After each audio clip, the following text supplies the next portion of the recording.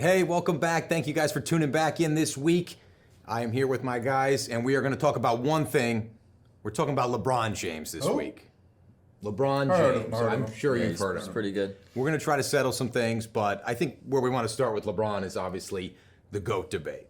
So, I mean, Krups, why don't you start us off? Where does LeBron stack up in the GOAT debate? I mean, look, am I biased? Yeah, I am biased. I think for, 99% of people are going to say Michael Jordan's the GOAT, and I think, one of the greatest athletes of all time, you are going to say Michael Jordan. There's no question about it. I didn't get to watch him, so I don't have that connection with him. I didn't really get to see that growing up. But for me, LeBron is going to take that all-time mark. I do believe when his career is over and people really look at his body of work, the numbers he put up, the players that he made, really good, like out of nowhere. I think that's something that,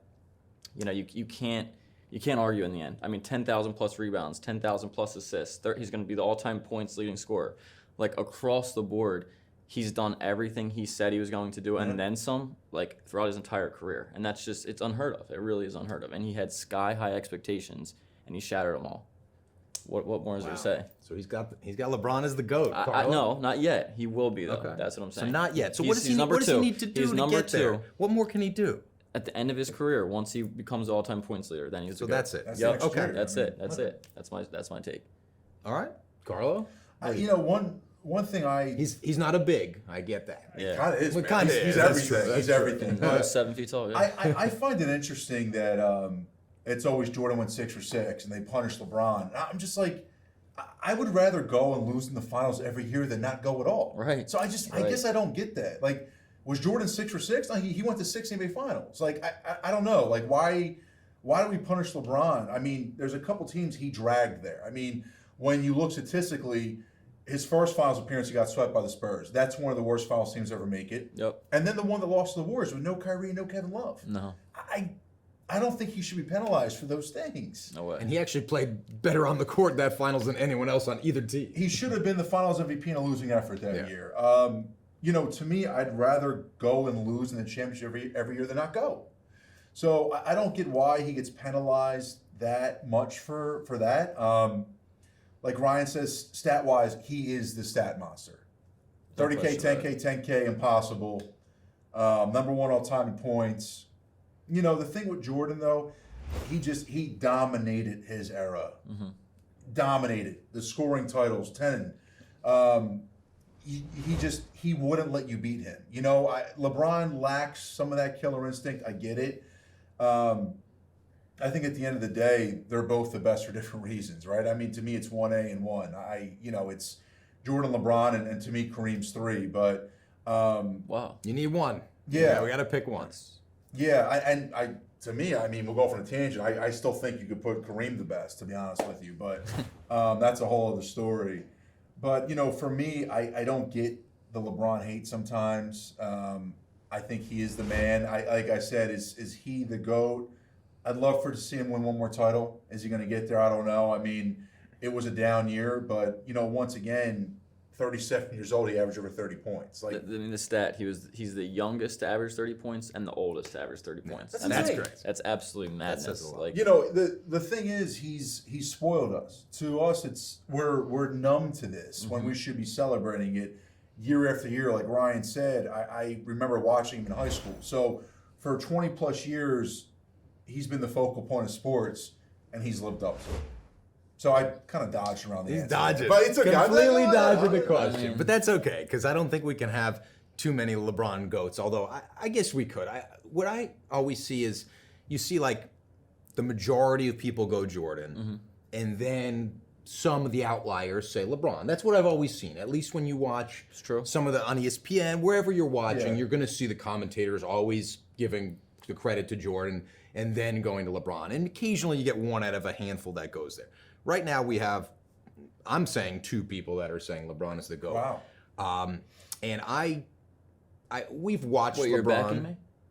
Look. Nice. We've watched LeBron here, the longevity, all sorts of things that go in, durability, staying on the court, minutes played. I mean, when you look at all these things, it's insane. Yeah, Jordan walked away. He walked away again. And then he tried to start up. First of all, if you added LeBron to that Wizards team, maybe they have better results. Like we've seen LeBron coming back and helping Kyrie and making it to back-to-back championship efforts. And then in Miami, obviously that was a super team, but just continually bringing it. And then he comes to the Lakers. He's taken 3 teams to win championships. 3 NBA finals with 3 different teams.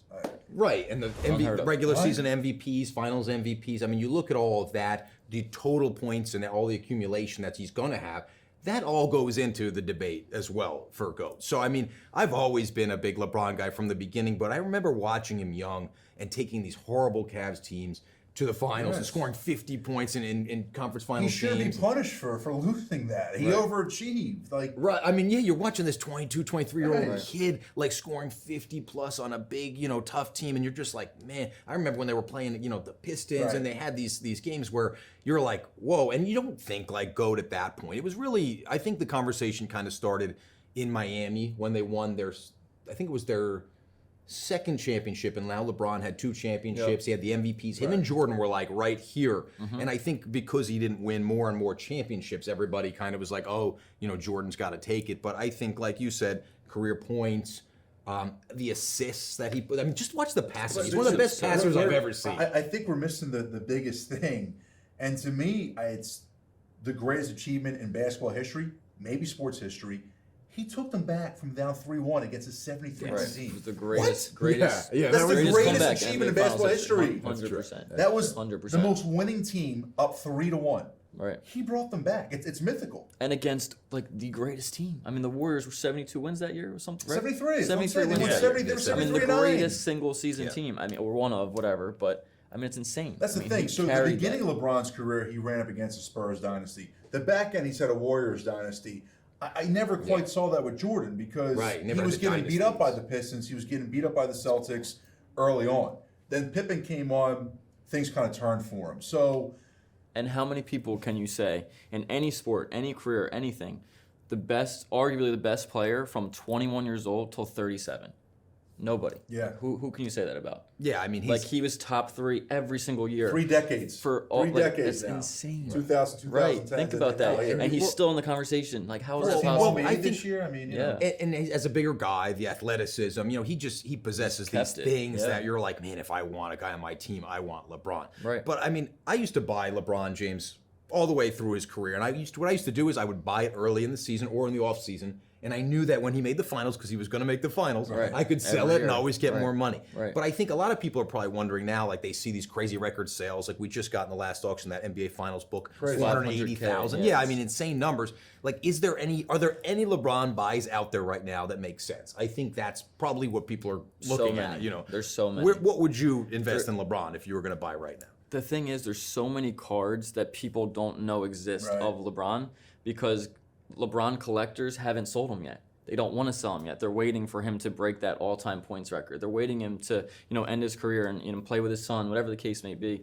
There's so many, inserts and variations and short prints that people don't know about. I mean, perfect example. I think 2 auctions ago we had the SPX Spectrum, which is numbered to 25. I would say some of the biggest LeBron guys in the world didn't even know that card existed. And I just did because I saw it when I was a kid a long time ago. And I was like, oh, wow, why is that one numbered to 25 and every other one's numbered to, 700 something? Doesn't make sense.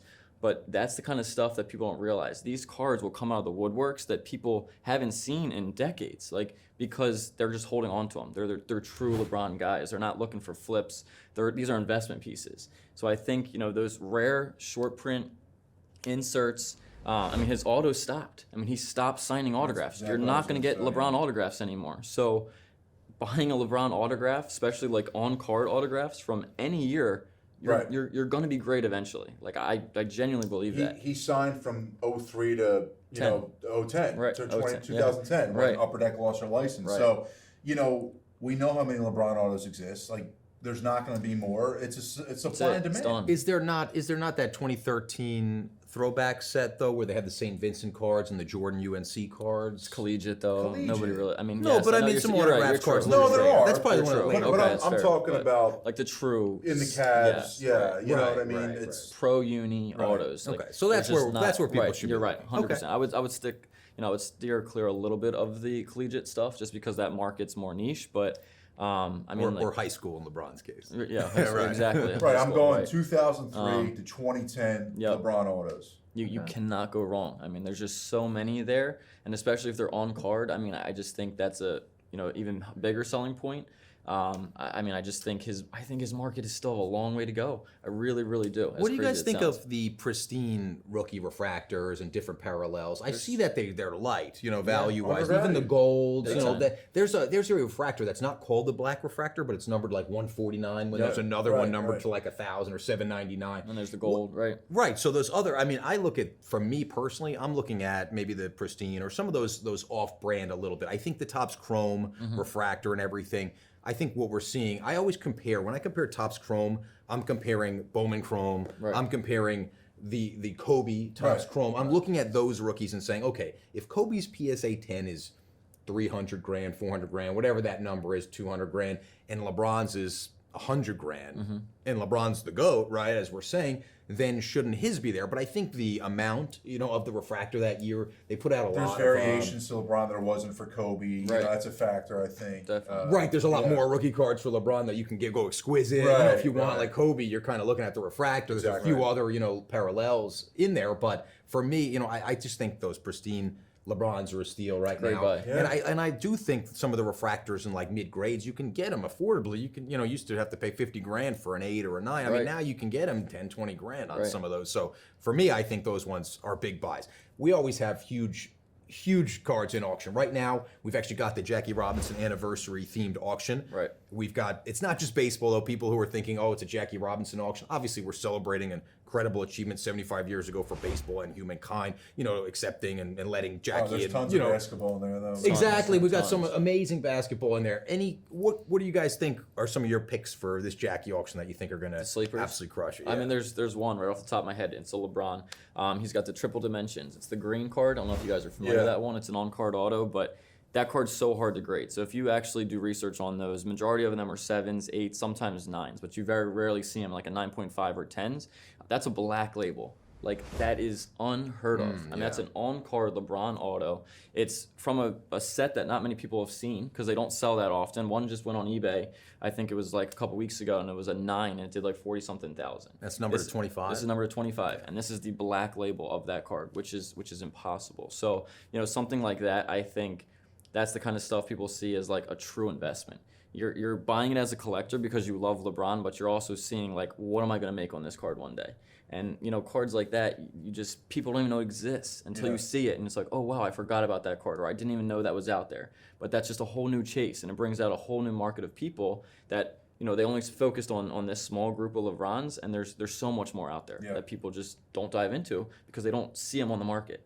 So you don't know you don't know it's there. Right. Yeah, exactly. And that's part of the whole conversation between game used, right, and cards. The game used items they don't seem to keep going up and up because we keep seeing the cards. But like you were saying, LeBron game used jerseys, like actual game used LeBron jerseys, they're rare. They're rarer than these cards. Yep. And I think we're going to start to see, at least with LeBron jerseys, like we did with Jordan jerseys, 6 figures. Then $500,000, potential 7 figures. So I think those are kind of the sleepers right now when you're looking at the gamers. We have an incredible LeBron playoffs game used jersey in Jackie auction. That's one to look at. We have some huge basketball game used items in there. Yeah. I think that's kind of where people should start looking at and thinking like, hey, this is a jersey he wore. Right. Like they can cut up a patch and sell it for $500,000. I want LeBron's playoff jersey. I want something. Have this, right. Exactly. Yeah, that's where I'm looking. Where are you looking? I think at the end of the day with the GO thing, whether it's Jordan or LeBron, it's a great conversation. I don't know why people are so angry towards LeBron. I know.